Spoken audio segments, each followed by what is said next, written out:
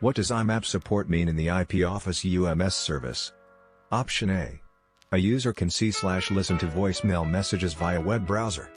Option B. A user can receive voicemail messages only using MS Outlook. Option C. All messages are forwarded to a user email account and deleted on their telephone.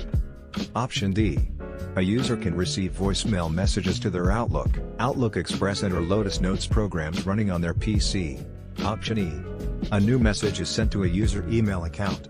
The user can listen to it by dialing their telephone number. The correct answer is option B.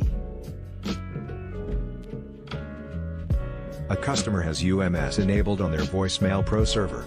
They want to use Microsoft Outlook to retrieve voicemail messages, and are not using Microsoft Exchange as the message store. Which protocol must be configured in Microsoft Outlook to access their messages? A.POP3B.MAPC.HTTPD.MAPI. The correct answer is option D. A law enforcement organization wants full-time automated authenticated recordings of speech from people calling an anonymous tip line. They include the tip line as a selection in their auto attendant. When setting up Avaya contact recorder to do this, which two steps are needed? Choose two. Option A. Create a user for the tip line calls. Option B. Configure a tip line folder in the Voicemail Pro drive. Option C. Select the time profile for recording. Option D.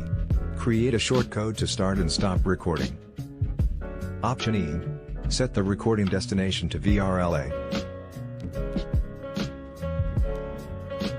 The correct answer is option A, E.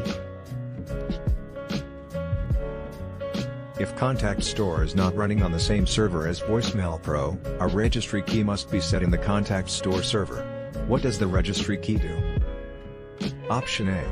It stores the Contact Store license in the server running Contact Store. Option B. It registers Contact Store with IP Office. Option C.